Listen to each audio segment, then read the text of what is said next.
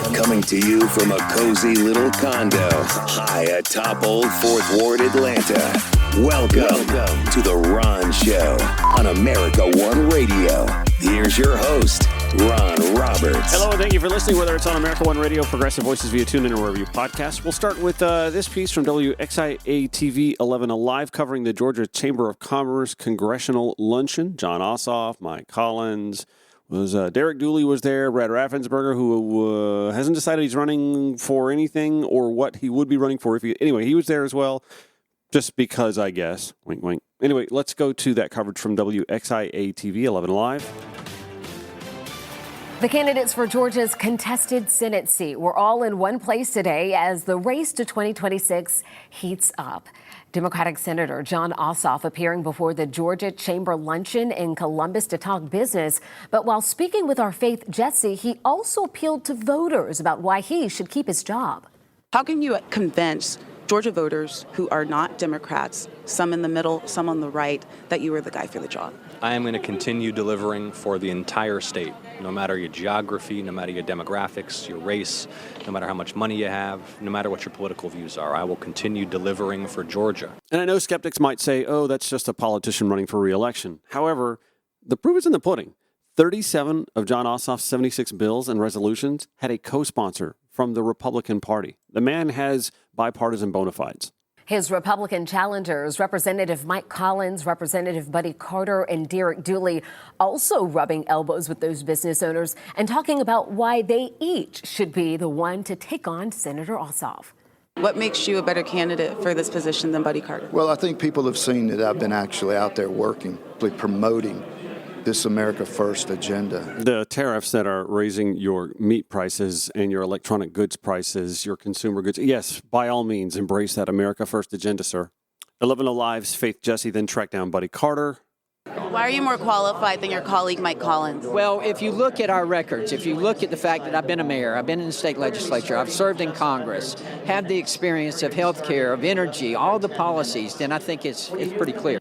Again, also in attendance, former college football coach, son of Vince Dooley, Derek Dooley, was there in attendance, working the room as well. According to, this is WRBL television in Columbus, Georgia, Brad Raffensperger was in attendance as well, although he hasn't yet announced that he's running for anything. The reporting here, Raffensperger holding his cards close to his vest during a lengthy interview with News 3's Chuck Williams. He didn't bite, but he did say something that was telling. He talked about whatever his next political move is, he wants to be in a position to impact jobs for Georgians. Here is that story from WRBL's Chuck Williams, whose voice, by the way, I absolutely love. Georgia's political wild card, Secretary of State Brad Raffensperger, was here today. The biggest unanswered question of the 2026 political season is whether Raffensperger will run for governor or U.S. Senate. Raffensperger is holding his cards close to his vest. During a lengthy interview today, he didn't bite, but he did say something that was telling. He talked about whatever his next political move is, he wants to be in a position to impact jobs for Georgians. Well, I'm just here today to support the Georgia Chamber, and so that's really what I'm all about right now. And I've been going around the state and just meeting with business owners and really talking to entrepreneurs, job creators. What are their pain points? What are they seeing right now in their industries? And what's really doing well? Phil, I interviewed Secretary Raffensperger and at times it felt like we were playing a game of cat and mouse. My best guess is he will announce something shortly after Labor Day. After that, I'll quit guessing. Back to you. You know, I don't know much about that reporter. I don't know much about Chuck Williams, but that sounds like a man you can trust. Maybe not on a car lot, but just about anything else. Yeah, I like that. So we also have a special visitor coming to Atlanta today, y'all. And I know if you're holding a concert ticket, waiting to go check out the weekend at Mercedes-Benz Stadium, you're thinking, oh, yeah, it's the weekend. Yeah, no, I get that. No, Vice President J.D. Vance will be in town. Grandma's plastic coverings on the couch may come in handy. A Scotch Guard, something along those lines. No, I'm kidding. So Greg Bluestein of the Atlanta Journal-Constitution reporting that Vance will make several stops in and around Metro Atlanta today. You think traffic sucks on any normal day in Atlanta? Wait until somebody like a president or a vice president or a presidential candidate comes to town. Ugh. And you've got a major stadium tour in town tonight. Yay. Anyway, Vance will be bouncing around Metro Atlanta to promote, as Bluestein reports, President Donald Trump's signature tax and spending law and energize Republican votes ahead of a tough midterm election in one of the nation's top political battlegrounds. He's going to address the Republican National Committee members in Atlanta before headlining an afternoon event at a manufacturing plant in Peachtree City. I'm guessing he's not going to go visit the Flint River Gateway Trails footprint that is losing $75 million. Emma Hurt at the Atlanta Journal-Constitution reporting that the Atlanta Regional Commission and a host of local communities and organizers around the Atlanta airport celebrated a $65 million win. That was last year. We've got a different regime in the White House now. The federal government awarded the group a grant back then to jumpstart a 31-mile trail plan that would connect the Atlanta Beltline to East Point, Hapeville, and College Park, as well as communities along the Flint River south of Hartsfield-Jackson Atlanta International Airport. That network would stretch through Clayton County all the way to where Spalding and Pike counties meet. Emma writes, many think it could transform Atlanta's south side, which has long seen a litany of disparities compared to the rest of the region. These include higher poverty rates, less economic investment, less green space, and trial mileage per capita. Now listen, I love a good hike, and I love the trails, especially the ones that we have in and around Atlanta. And the Beltline, of course, has been something of a boon, specifically on the east side and for real estate values along the trail as well. I'm a little less optimistic about this sort of thing actually being something that erases disparities. I happen to think things like, crazy me, mass transit would actually do a lot more. And, jobs, of course, help too. But here we go. The Trump administration's big, beautiful bill pulled that funding this summer. The $65 million, gone. The ARC, the Atlanta Regional Commission, she writes, Emma Hurt at the AJC, and the communities behind the Flint River Gateway Trails have no plans of stopping. Shannon James, CEO of Aerotropolis Atlanta, says it's still going to happen. His organization has been working on multi-use trail system ideas in the region for years because they bring organic economic investment, he said, on top of improving quality of life. Our project was not some DEI project, he said, referring to, of course, diversity, equity, and inclusion programs that the Trump administration has broadly attempted to reverse. But it makes you wonder why this particular grant was cut. Shannon saying, we've watched how successful the Beltline has been. Now our area is salivating for growth and development. The grant would have only funded construction of 3 trail miles and the planning work for nearly 11 more. The team got less than half of what it asked for. J.D. Vance will be nowhere near that project that he and his administration, the Trump administration, has pulled money from. I imagine Vance will be nowhere near a rural hospital or a hospital at all that's facing steep Medicaid rollbacks, other public health programs. I'm guessing he'll go nowhere near the Centers for Disease Control near Emory University. I'm guessing he'll go nowhere near that. And incidentally, Senator John Ossoff at that chamber luncheon had words to say about that. He said the vice president is here because Georgians understand that defunding hospitals and nursing homes to cut taxes for the wealthiest people is bad for Georgia. The vice president's here to defend that policy. I don't think he'll succeed. Now, as Greg Bluestein had reported, the big, beautiful bill, of course, fulfills Trump's campaign promises, eliminating income taxes on tips, gutting clean energy initiatives, extending nearly $3.8 trillion in tax cuts, and increasing public safety spending. And Vance, positioning himself for a potential 2028 bid, has emerged as its most visible champion. Early polls, Greg Bluestein writes, show the law faces a skeptical audience. A July survey by Public Policy Polling found 52% of Georgia voters said they would be less likely to support it after hearing Democratic messaging about its cuts. The Senate GOP is pouring $5 million into an ad blitz to boost the measure and slam Ossoff for voting against it. Yeah, let's go back to those green energy rollbacks. There was an op-ed that Patty Durand wrote for the Atlanta Journal-Constitution about a week ago. She said, over the summer, the Atlanta Journal-Constitution published an essay titled, Georgia is on the Path to a Cleaner, Sustainable Future, written by Erica Bibby, a member of Citizens Climate Lobby. In her essay, Bibby championed Georgia's significant strides in addressing climate change and pollution. Contrary to the essay's optimistic claims, decisions are being made or have already been made that reveal the opposite is true. On April 16, 2024, the Georgia Public Service Commission approved Georgia Power's request to expand its gas and coal generating capacity by 6,600 megawatts, an enormous expansion that is 3 times the size of Plant Vogel's recent large addition to the grid. This fossil-based expansion was approved to address what Georgia Power characterized as an urgent need to meet data center growth needs. That would be bad enough, but on January 31st, less than 1 year later, Georgia Power filed a 2025 Integrated Resource Plan or Long-Range Energy Plan asking the Public Service Commission to cancel all coal plant retirements to meet data center needs. Not yours, the data centers. PSC hearings for that plan revealed in May that Georgia Power plans to add another 8,000 megawatts of gas generating capacity this year. All told, Georgia Power seeks to add 14,000 megawatts of fossil-based generating capacity, making Georgia the leading state for fossil-based grid expansion in the country. And that would be bad enough. But on May 19th, she writes, Georgia Power and the Georgia Public Service Commission announced a 3-year base rate freeze from private discussions that nobody knew were underway. While positioned as good for Georgia Power customers, the rate freeze is a Trojan horse, Patty Durand writes. It locks in astronomical profits for Georgia Power through a high return on equity that is far above industry norms.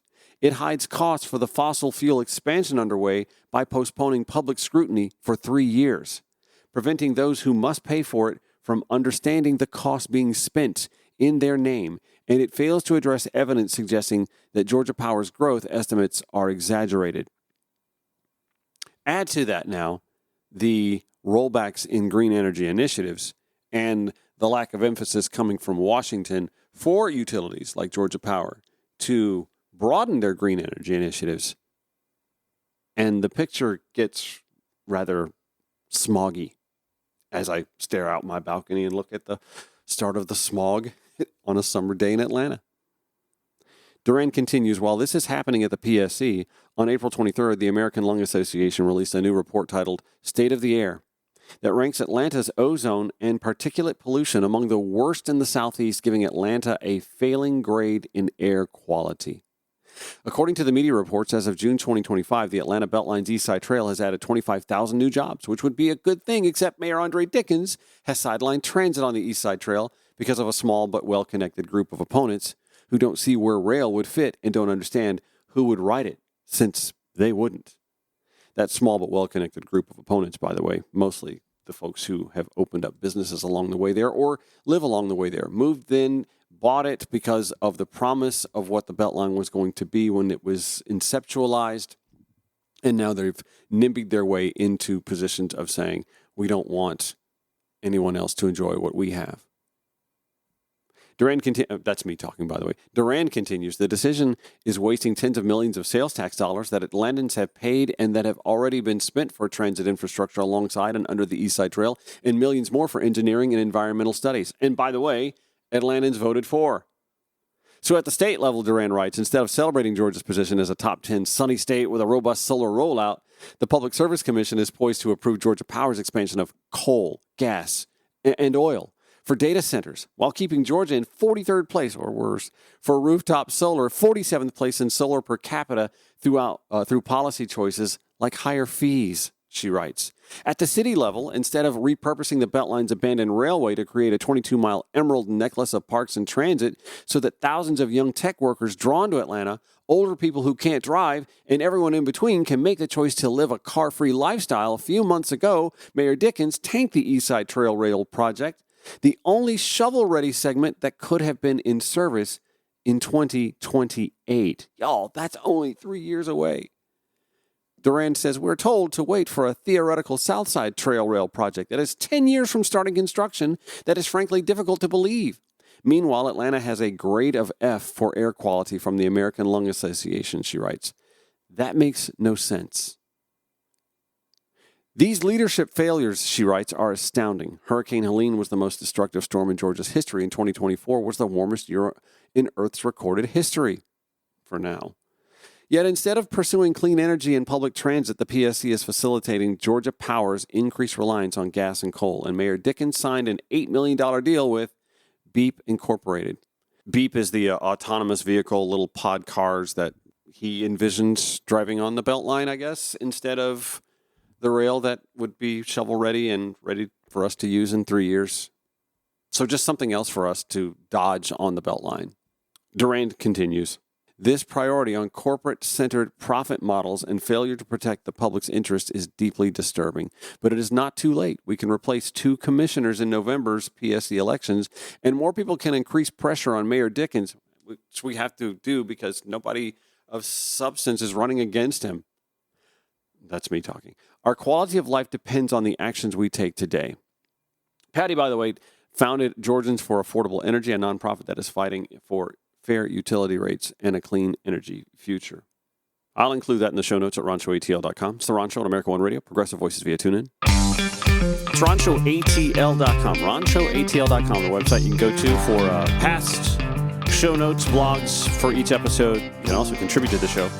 WABE's Rose Scott had Atlanta Beltline CEO Clyde Higgs on and went in on the transit kerfuffle, by the way.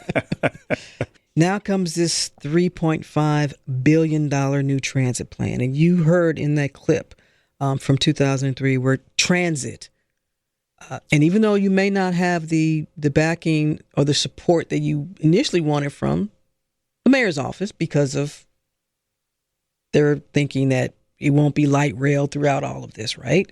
Yeah. So a little bit about that transit piece. It has always been a part of what we were supposed to do with Beltline.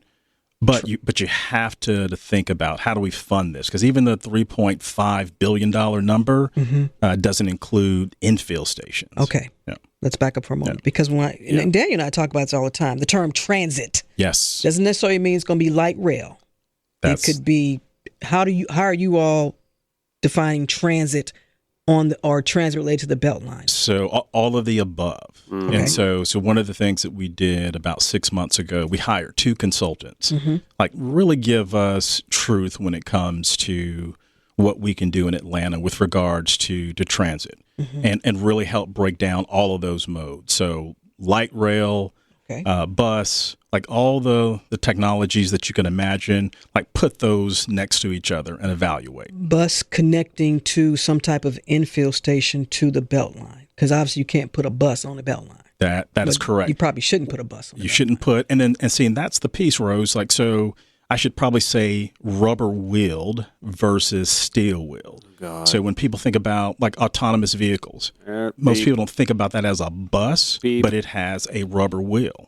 So when you think about these pods, if you will, it is basically a shuttle, but it doesn't look that way, but it's rubber wheeled. So they're going to be pods on the Beltline.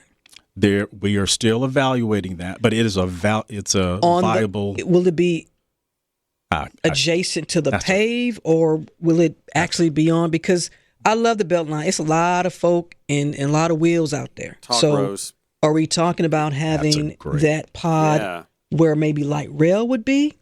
That on its own separate track? And if I'm using the incorrect terminology, let me know. Honestly, I'm glad you talked about that, because when we talk about transit for Beltline, some people think like we're going to literally put transit on the existing trail versus somewhere parallel, actually in the transit corridor. So if we decided to go with an alternative technology, it would be in that transit corridor, not on the physical Beltline that you see to date. And that was one of the misconceptions out there. Well, I'm glad you cleared that up. Was it a misconception, or because for years we've been hearing light rail was going to be on the Beltline? People were expecting light rail. That's a fair expectation if y'all kept saying it, even if it was before you got here. It was definitely before we got here, but you got to think about the world has changed in the last 15 years. I want to hear that. And that's why we hosted that study, is to really help us to understand like what is available out there. I don't want to hear the excuse about the world changing in the last 5, 10, 15 years. These are excuses that don't address the fact that what hasn't changed in the last 15 years, which actually it has changed. It's gotten changed for the worse, is Atlanta's gridlock, Atlanta's air quality, Atlanta's mobility. None of that has improved in the last 15 years. None of that has changed for the better. But the Beltline was from day one conceptualized to be a transit node. And this excuse about like autonomous vehicles on paved, you pave where the trains, the rail's supposed to go, and then you're only adding an expense for it later on down the road if and when future visionary leaders actually in this city say, you know what, we really do need to get this rail component in. We're already behind schedule. We're already 20, 30 years behind where we need to be on this, and we need to do it. But now you got to chop up. I guess you're going to have to do some sort of asphalt or blacktop grading for these autonomous rubber-tired vehicles to traverse on, right? I mean, maybe the NIMBYs who live along the East Side Trail are okay with golf carts because, golf carts are nice. It's nice to live in golf communities where the golf carts just undulate up and down the rolling hills of a golf cart. That's essentially what you're going to wind up with. You're going to wind up with pod golf carts along the Beltline where the rail was supposed to go all along. But anyone who's walked along the Beltline knows there's only so much room for these pod cars to begin with, which means there's only so many people that'll be moved around on them in the first place. The pods as a mode of, air quote, transportation are like a misting fan for a thirsting, dying plant that needs a waterfall, a cacophony of water to survive. It's so disappointing. Anyway, it's The Ron Show. Thank you so much for listening on America One Radio, Progressive Voices via TuneIn or wherever you podcast. Back after this. This is The Ron Show on America One Radio. I know you think I'm being hyperbolic, but I'm telling you, remember where you were in this moment when the first actual salvo in what I think could lead to America's second civil war, if not an outright battle with guns and swords and horses and campfires and all that rigmarole from the Civil War. This could be something of a civil war happening in state legislatures throughout the country. And the first shot didn't begin at Fort Sumter, South Carolina this time. It began in Austin, Texas. This from NBC News yesterday. And after weeks of delays, the Texas House gavelled back into session today, finally voting on Governor Abbott's controversial redistricting plan. And in a shock to a lot of people, but not at all a surprise, his new congressional maps just passed, which could add 5 Republican seats to the U.S. Congress. But Democrats fought until the very end by staging a protest by sleeping on the floor overnight. At one point, even ripping up these so-called permission slips that Republicans required to leave the chamber. Here's what both sides had to say on the House floor earlier today. House Bill 4 is an illegal and racially discriminatory congressional map. Of course it is. And this body has no business passing it. You own the walkout. You said you did that. But don't come into this body and say we didn't include you. You left us for 18 days, and that's wrong. And let's bring in NBC's Ryan Chandler. Ryan, so, I mean, you've been there all day. What's the latest? Democrats, they didn't have the votes to block this. What's the next game plan for them? So we expect this to get to the governor's desk very quickly. The Texas House, definitely the stickiest part of this process. The governor's office told me that he could sign it as soon as Friday, as soon as it clears the Senate, which could happen as soon as tomorrow. Still, though, Democrats are fighting back, if not on the House floor, in the court of public opinion and, in fact, the courts. We just heard a protest in the rotunda shortly after passage where protesters joined with lawmakers, Democratic lawmakers, and they said that the next battlefield is the courts, and then they'll take that battlefield to the ballot box. So this is certainly not over yet. Democrats raising some legal concerns about alleged racial considerations and where Republicans drew those lines. Republicans say, look, we didn't consider race. We just considered partisan advantage. And as much as some people may not like that, it's perfectly legal. Got it. I like that they just flat out admitted that. Good. Own it. So then we look to California for a response. That's where we are. I mean, we're going to be seeing where states respond to each other in their partisan gerrymandering battle. It is actually on that note that, let's see, we have the latest from California.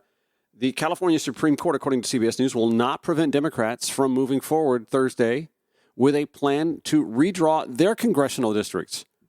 Republicans in the Golden State had asked the state's high court to step in and temporarily block the redistricting efforts, arguing that Democrats, who are racing to put the plan on the ballot box this year, had skirted a rule requiring state lawmakers to wait at least 30 days before passing newly introduced legislation. But in a ruling late Wednesday, the court declined to act, writing that the Republican state lawmakers who filed the suit had, quote, failed to meet their burden of establishing a basis for relief at this time. The California legislature is set to vote on the redistricting plan on Thursday, which would send the bill to California Governor Gavin Newsom's desk for approval. Democratic state lawmakers in California introduced a set of bills to create new district boundaries in a way they hope would flip 5 congressional seats, a move made in response to President Trump and Texas Republicans' push to reshape 5 congressional districts in Texas to favor the GOP. Democratic state lawmakers in California, who have a supermajority in the legislature, want to pass the bills immediately so they can place the proposal in front of voters in a November 4th special election. This, in and of itself, you would think would send Republicans, send Donald Trump a message, hey, you're starting us down a path that doesn't lead to a good place. And nobody is in favor of further gerrymandering. On the left or on the right. Well, nobody on the left or center is anyway. Nobody's in favor of this outside of the GOP's need to maintain control. The control that they enjoy, where they get to intimidate colleges and universities to reject the things that this regime doesn't like. Diversity, equity, inclusion, protections for women, for those who are LGBTQIA+. They love having National Guard troops in the nation's capital declaring martial law on whatever blue bubble on the map that they enjoy. They enjoy this, and they want to continue doing that. This doesn't lead to a good place. Here's what's funny about all of this, if you ask me. David Pepper, by the way, is a great follow, at David Pepper, still on Twitter X. He spoke of Speaker Mike Johnson taking aim at Gavin Newsom's effort to counter the Trump effort to steal the 2026 election. And Pepper tweets, "Let me introduce the speaker to somebody. This gentleman came to power from what is arguably the least accountable state house in the nation," he writes. This gentleman reaped the benefits of that broken system when he wasn't even an incumbent. In early 2015, when the state representative where he lived ran for another office, this man ran for the vacancy. Incredibly, even that first run for office was unopposed. There was no election for either the primary or the general. So he initially assumed power without ever having faced the voters in an election. No primary, no general. How easy is that? David Pepper continues, you pay the filing fee, gather some signatures, and find yourself in office. Then you go right back 2 years later with, again, no say from the people whatsoever. No doubt pleased by this newfound power, this man then decides it's time to rise to Congress, and he again encounters the marvels of lopsided districts. He wins in 2016, 2018, and 2020 with the winning margins 30% plus we have come to expect in a gerrymandered world. And then in 2022, even after being one of the most active participants in Trump's January 6th coup attempt, he returns to his roots and runs unopposed again.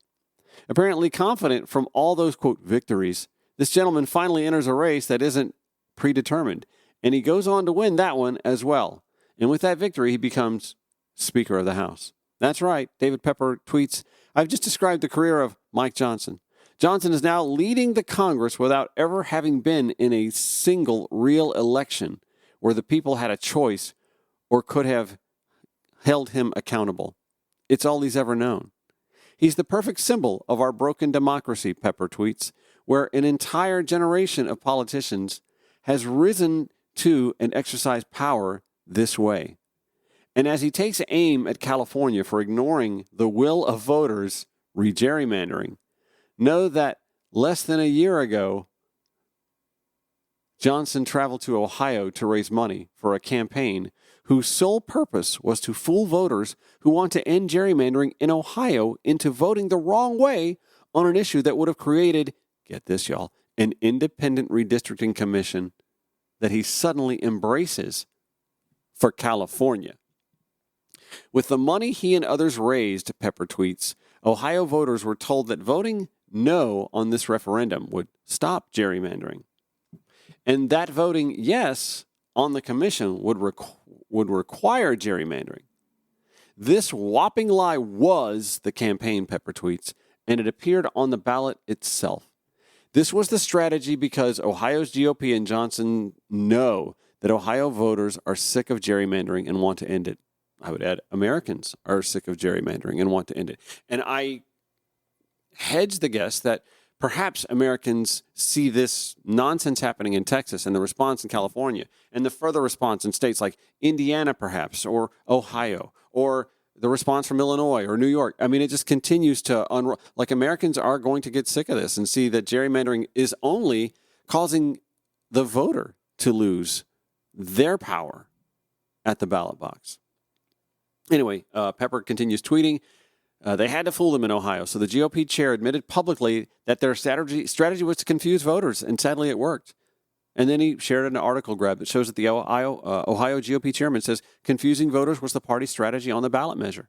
He literally told reporters that was the game plan, which is the only reason that Johnson, Trump, and Ohio's GOP are now gerrymandering behind closed doors, trying to steal at least 2 Democratic seats in Ohio, even though the current 10-5 map is already an unconstitutional gerrymander.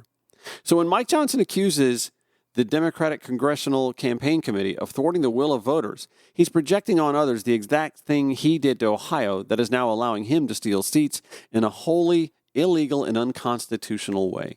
He gutted our ability to end gerrymandering by being part of that Orwellian Ohio campaign, pointing fingers at others for trying to fight fire with fire and stop his Orban-style attack on the 2026 House elections. It's pure projection of his own actions here. Johnson is a snake, Pepper writes. His entire career came from gerrymandering, and he spent his time as Speaker advancing it in states like Ohio while opposing laws that would have ended it nationally. This guy is a perfect symbol of why we must end gerrymandering everywhere when we have the chance, but why, in the meantime, we must fight fire with fire to preserve our democracy. I'll include Pepper's tweet, of course, in the show notes at ronshowatl.com. He's exactly right. And Mike Johnson isn't the only one. Most of Congress, by the way, Congress always polls at unfavorably in the 90th percentile. Why? Because voters don't like who winds up in Congress, but have little say in affecting who winds up in Congress because, as Pepper pointed out deftly, of gerrymandering. This is The Ron Show, America One Radio, Progressive Voices via TuneIn. Final segment for today's Ron Show. And I'm going to read to you a piece from Jamie Dupree with the Atlanta Journal-Constitution. This may actually be on his Substack as well. I haven't checked, but I'll definitely give you the easier-to-obtain link when I do show notes for today's Ron Show. And I'm happy to hear that somebody has thought of this who has an opportunity and is in a position to do something. It's to lay out that vision. And it doesn't need to be titled Project 2029, Democrats. Don't do that. But before I even dive into Jamie Dupree's piece here, that might be exactly what this guy said. I do not label it Project 2029. Give it a title that Americans will be inspired by. We haven't had inspiring rhetoric, I don't think, in quite a while. Not anything that inspires the masses. Obviously, Project 2025, Republicans weren't even all that fond of. It didn't poll well, even with Republicans. It only polled well within the current Trump administration, even though he says he didn't read it. I believe him. It was like, 900 pages? Of course he didn't read it. He doesn't read his presidential daily briefings. He's not going to read more than 5 pages of anything. No, I believe he didn't read it, but I do believe that he enjoys it, that it follows his vision, and he's yet to get a bill put before him that comes straight from the Project 2025 playbook and not smudge his Sharpie marker signature on it. Okay, so anyway, Jamie Dupree writes, Democrats sneered when Georgia Republican U.S. Representative Newt Gingrich unveiled his contract with America about 6 weeks before the 1994 midterm elections. But Democrats weren't laughing when the returns rolled in that November. The GOP gained 54 House seats, thrusting Gingrich into the post of Speaker. Almost 31 years later, one Democratic lawmaker from Ohio is trying to use Gingrich's example to jumpstart ideas inside his own party. That would be Congressman Greg Landsman, calling his plan his pledge to America. That sounds good. What Democrats need is a clear and compelling roadmap for the future, Landsman said, calling for a, quote, change agenda that differs clearly from the path set by Trump and congressional Republicans. Yes. What do Democrats stand for in 2025? The question asked. That sounds like a slightly dumb question at first, but the more you think about it, the more it raises uncomfortable questions about where the party is going in the era of Donald Trump. We should prioritize public safety, border security, immigration reform, and a strong national defense, Landsman argues. Kind of sounds Republican-esque, doesn't it? All right, we'll dig further. A former city councilman in Cincinnati, this is only Landsman's second term in Congress.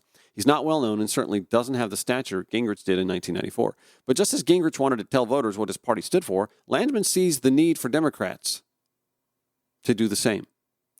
Others watching from outside Capitol Hill agree. They're lost, tweeted Representative Adam Kinzinger, a fierce GOP critic of Trump from Illinois, and Democratic voters know it. Landman's 10-point plan includes repealing the GOP's Big Beautiful Bill. It also includes more general calls for tax reform, new housing and infrastructure, health reform, crime legislation, education changes, and more. Democrats must get organized and lay out a legislative agenda, said Landsman. While Landsman has a bevy of ideas, Gingrich's contract had headlines that were much more specific and easier to grasp. Of course, because that's how Republican voters tend to react. Bumper stickers. They love bumper sticker slogans. Again, reading pages of stuff, it's not in their DNA. Okay, back to Jamie Dupree. That Gingrich plan from 1994 included items like term limits for Congress. Oh, that didn't happen. A balanced budget amendment. That didn't happen.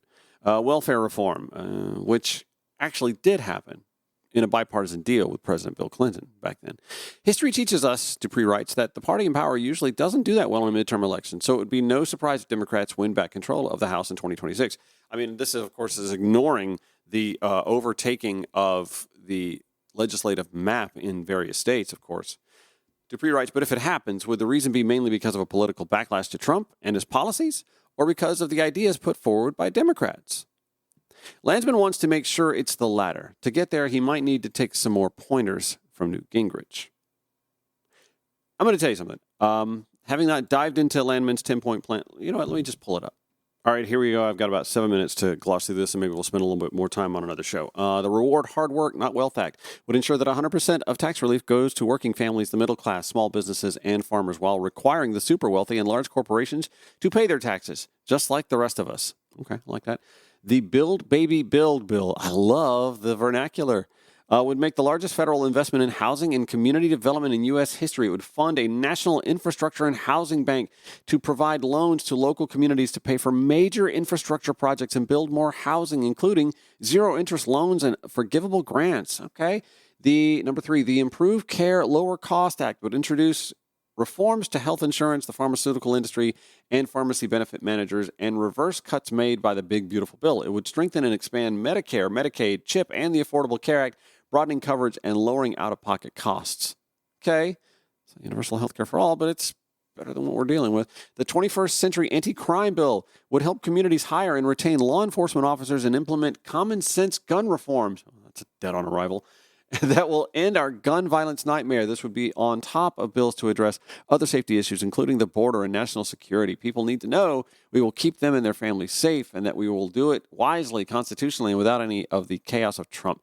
The Improve Education Act would pursue a new approach to education reform by helping new moms and dads set their kids up for long-term success. It would expand prenatal care. Love that. Paid family leave. Yes. Child care, preschool, extended learning opportunities, and include efforts to make college and the trades affordable. Okay, it's vague, but in general, I like the wordage. The Improve the Federal Government Act would require an annual independent audit of all federal spending with binding votes on waste, fraud, and abuse. There you go, Dozers.